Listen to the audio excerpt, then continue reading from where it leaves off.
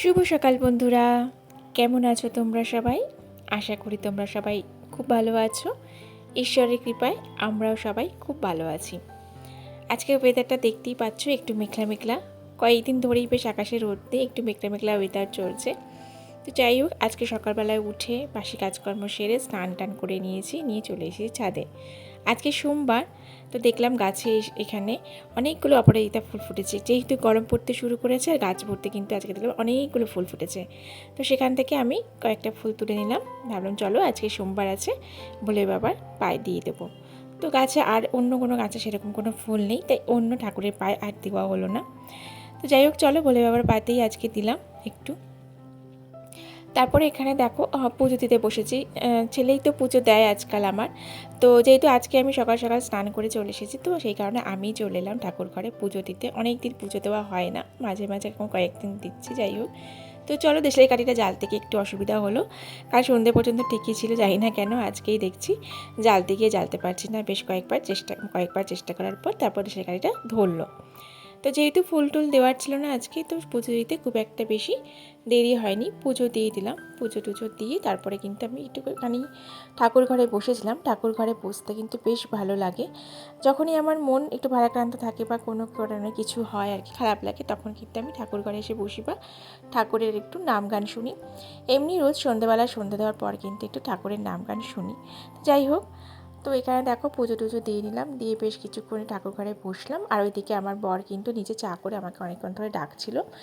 তো খুব একটা বেশিক্ষণ বসতে পারলাম না, চলে এলাম। চাটা খেয়ে এইদিকে চলে এলাম রান্নাঘরে কাজ করতে। মাছ নিয়ে এসেছিলো আজকে, তো মাছ এখানে ভেজে নিচ্ছি প্রথমে। তো এই মাছটা হচ্ছে আর মাছ। তোমরা কি আর মাছ খেতে ভালোবাসো আমাকে কমেন্ট করে জানিও। তাও মোটামুটি বাড়িতে কদিন ধরে একই ধরনের মাছ আসছে, একই রকম মাছ খেয়ে আর ভালো লাগছে না। তো বলেছিলাম যে একটু তো অন্য ধরনের মাছ কিছু পাও তো নিয়ে এসো। তো ছেলে বলেছিল বাবা একটু পমফ্রেট আনতে, তো পমফ্রেটটা পাইনি আজকে, তো ওই জন্য নিয়ে এসছে আর ট্যাংরা, মানে আর মাছ। তো এই মাছটা যে খুব ভালোবাসি সেরকম না, বা পছন্দ করি সেরকমও না, আবার যে পছন্দ করি না তাও না, চলে, মানে খাওয়াই যায়। তো ভাবলাম চলো, এটা তো এই মাছটা একটু সিম্পলভাবে রান্না করলে, এমনি জিরে পাটা দিয়ে রান্না করলে খুব একটা ভালো লাগবে না হয়তো। তো ভাবলাম চলো আজকে একটু পেঁয়াজ রসুন দিয়ে এটাকে একটু অন্যভাবে করি। তো হাজব্যান্ডকে বললাম একটু বেটে দিতে, তো হাজব্যান্ড মশলাটা বেটে দিল। সাধারণত মশলা বাটতে হলে হাজব্যান্ডই বেটে দেয়, খুব সুন্দর মশলা বাটে, এত মিহি করে। আমি অত সুন্দর করে কিন্তু একদম মশলা ভালো বাটতে পারি না। তো যাই হোক, রান্নাবান্না করেছি। তো তাড়াহুড়োর মধ্যে যেহেতু রান্নাবান্না সেরেছি, তো সে তখন আর তোমাদের সাথে সেগুলো আর ব্লগ করা হয়নি। বেশি কিছু রান্না করিনি, ভাত করেছিলাম, মাছের ঝোল করেছিলাম, আর একটু ওই গাছের মিটুলি ছিল, গাছের মিটুলি কোথাও পেকেই গেছে, তো মিটুলি ছিল সেই করেছিলাম। আর একটা বোধহয় কিছু করেছিলাম কি এখন ঠিক মনে করতে পারছি না। যাই হোক, তো চলো খাওয়া দাওয়ার পর যে বাসনগুলো পড়েছিল সেগুলো সব ধুয়ে নিলাম, নিয়ে দুপুরবেলা কিন্তু একটু বিশ্রাম নিই। তারপরে বিকেলবেলায় চলে এসেছি ছাদে। আর বিকেলবেলা যেটা এখন বসন্তকাল, খুব সুন্দর কিন্তু হাওয়া দেয় বিকেলবেলা, ছাদে আসতে কিন্তু বেশ ভালো লাগে। আর দেখো এখানে গাছগুলো দেখছিলাম শুকনো ডাল ছিল, সেগুলো একটু হাত দিয়ে যতটা পারলাম কেটে দিলাম। সময় মতন এগুলোকে একটুখানি আবার ট্রিম করতে হবে। দেখো দেখতে পাচ্ছ কত সুন্দর হাওয়া দিচ্ছে। এই সময়টা আমার ভীষণ ভালো লাগে, এত সুন্দর লাগে না এই সময়টা, না গরম না ঠান্ডা। তো যাই হোক, দেখতেই পাচ্ছ ছেলের কাজ ছেলে করছে, জল দিচ্ছে কাজে, মানে গাছে। আর এখানে দেখো আবার টমেটো গাছে কিন্তু ছোট্ট টমেটো এসছে, ফুলের গাছে সব কুড়িয়ে এসছে। আর এই যে নয়নতারা গাছটা, এটা কিন্তু কিনেছিলাম, কেনার পর দুটো ডাল কিন্তু ভেঙে গিয়েছিল, তো সেই ডাল দুটো পুঁতে দিয়েছিলাম। পুঁতে দেওয়ার পর দেখছি সেগুলো থেকে কিন্তু আস্তে আস্তে কুড়ি বেরোচ্ছে, পাতা বেরোচ্ছে। আর চলো তোমাদের এখানে একটা জিনিস দেখাই, দেখতেই পাচ্ছ কি সুন্দর দেখতে লাগছে না, একদম গাছ ভর্তি হয়ে রয়েছে। যখন ফুল ছিল ফুলও পুরো সাদা হয়ে ভর্তি হয়েছিল, খুব ভালো লাগতো দেখতে। আর এখন দেখো পুরো গাছ ভর্তি হয়ে রয়েছে। এই দেখো সূর্যি মামা এখন বাড়ি যাওয়ার জন্য তৈরি হয়ে গেছে, বোঝাই যাচ্ছে সূর্যি মামা এবার বাড়ি যাচ্ছে। আর দেখো এই যে আম গাছটা দেখছো, এটা তো কিন্তু ছোটো ছোটো আম ধরে গেছে, খুব ভালো লাগে এগুলো দেখতে। তো চলো যাই হোক, সন্ধ্যে টন্ধে দেওয়ার পর চলে এসেছি এবার রান্না করে। সন্ধ্যে হলে একটু চা তো আমার লাগে, তো চায়ের সাথে ভাবলাম চল আজকে, ভাবলাম না মানে সাথে আজকে চা বানাবো। দেখো এই যে চাটাকে হচ্ছে কি না, ভেজিটেবিল চপ। এই চপগুলো মানে সকালবেলায় তৈরি করে রেখে হাজব্যান্ডকে টিফিনে দিয়েছি, আর আমাদেরটা রেডি করে রেখে দিয়েছিলাম। এটা এখন সন্ধ্যেবেলায় গরম গরম ভেজে খাচ্ছি, যদিও হাজব্যান্ড ঠান্ডা ঠান্ডাই খাবে। তো চলো এই ধরনের চপটপগুলো একটু গরম গরমই ভালো লাগে। তো চা করে নিয়েছি, এদিকে ভেজিটেবল চপ ভেজে নিয়েছি, আর চলে এসেছি বিস্কুট নিয়ে। ছেলে খাবে বিস্কুট চপ, আমি খাবো চা দিয়ে বিস্কিট আর চপ।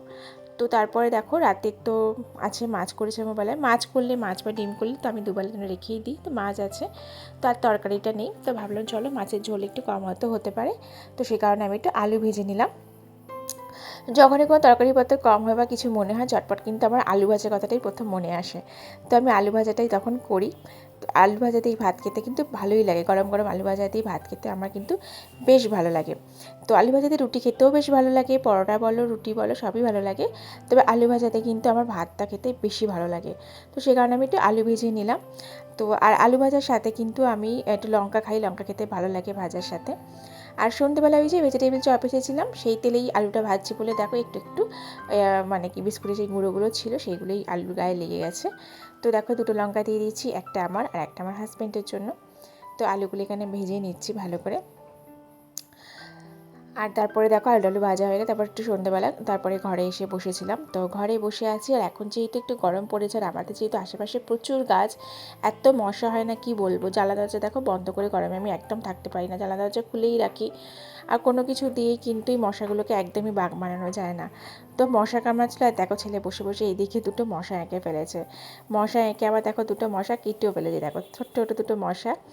যেহেতু এখন স্কুল নেই, পরীক্ষা হয়ে গেছে, এখন স্কুল টুল কিছু নেই, তো বাড়িতে সন্ধ্যেবেলা বসে বসে এরকম অনেক কিছুই করে, নানারকম ক্রিয়েটিভিটি কাজ টাজগুলো করে, তো করুক, ভালোই লাগে, সময়টা এইভাবে কাটে। মোবাইল টিভি খুব একটাও দেখে না।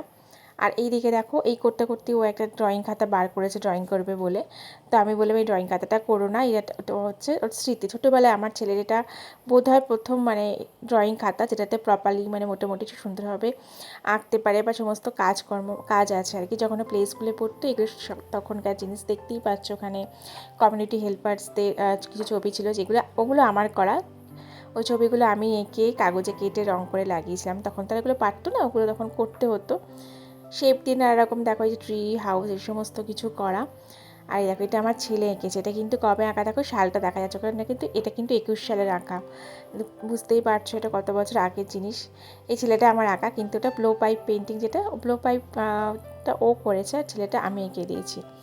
তো এখানে কিছু কিছু আঁকা আমার আছে আর কিছু কিছু ম্যাক্সিমাম আঁকা কিন্তু ছেলের, এইটা আমার ছেলেই এঁকেছে নাম্বার 3 দিয়ে র্যাপিড আঁকা।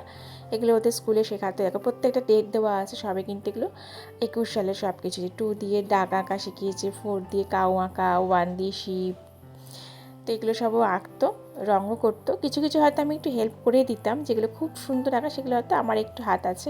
বাটারফ্লাই তৈরি করেছিল কি সুন্দর কাগজ দিয়ে কেটে, এখানে অনেক কিছু আছে। এটা হচ্ছে ইন্ডিপেন্ডেন্স ডেতে করা হয়েছিল এইটা, তো এটাও আমারই করা, বুঝতেই পারছো দেখে, এটা তো এটা বাচ্চার পক্ষে করা সম্ভব নয়। তো এগুলো খুব সুন্দর স্মৃতি, তো এগুলো আমি সযত্নে তুলে রেখে দিয়েছি স্মৃতির মণিকোঠায়, যে এগুলো আমি দেখবো, এটা আমি এই খাতাটা কখনোই আমি নষ্ট হতে দেবো না, এটা আমার ছেলের ছোটোবেলার একটা স্মৃতি। আর এই রাখিটা কিন্তু আমি এঁকেছিলাম। অনেক কিছু আছে, অনেক আঁকা আছে এর মধ্যে ওর, তো সেগুলো রেখেছি। ওর আরও অনেক ড্রয়িং কপি আমার কাছে আছে, যেগুলো এখনও আঁকে সেগুলোও আমার কাছে আছে। দেখো এখানে একটা ডায়নোসর এঁকেছে, এই দেখো এখানে কি সুন্দর ওয়াটার অ্যানিমাল, এগুলো কিন্তু সব আমার করা, কাগজ কেটে কেটে সুন্দর করে করা। তো এখানে কিন্তু অনেক ধরনের কাজ এখানে সব করা আছে, এই যে এই পাখিগুলো ওর আঁকা। এই দেখো এখানে 7 দিয়ে ডায়নোসর, 6 দিয়ে স্নেল, অনেক কিছু করেছে, অনেক কিছু শিখিয়ে সব করা আছে। তো খাতাটা আমি অনেক যত্ন করে সুন্দর করে গুছিয়ে রেখে দিয়েছি। তো চলো আজকে আর বেশি বকবক করে তোমাদের বোর করবো না, আজকে ভিডিওটা এই পর্যন্তই এখানেই রাখলাম। আজকের ভিডিওটা তোমাদের কেমন লাগলো অবশ্যই কিন্তু কমেন্ট করে জানাবে, তোমাদের কমেন্ট পড়তে আমার ভীষণ ভীষণ ভালো লাগে। তোমাদের কমেন্টগুলো পড়লে কিন্তু ভিতর থেকে নতুন একটা এনার্জি পাই, নতুনভাবে ব্লগ করতে ইচ্ছে হয়, মনে হয় না চলো বন্ধুরা আমার ব্লগটা দেখে পছন্দ করছে, ভালো লাগছে, চলো তাদের জন্য আমার নতুন নতুন ব্লগ বানাই। তো চলো ভালো লাগলে অবশ্যই লাইক করবে, কমেন্ট করবে, আর যদি বন্ধু না করে থাকো অবশ্যই কিন্তু বন্ধু হয়ে আমার পাশে থাকবে। তো চলো আজকে ব্লগটা এই পর্যন্ত এখানেই শেষ করছি, আবার চলে আসবো নতুন ভিডিও নিয়ে। সবাই ভালো থেকো, সুস্থ থেকো, সাবধানে থেকো, টাটা, গুড নাইট।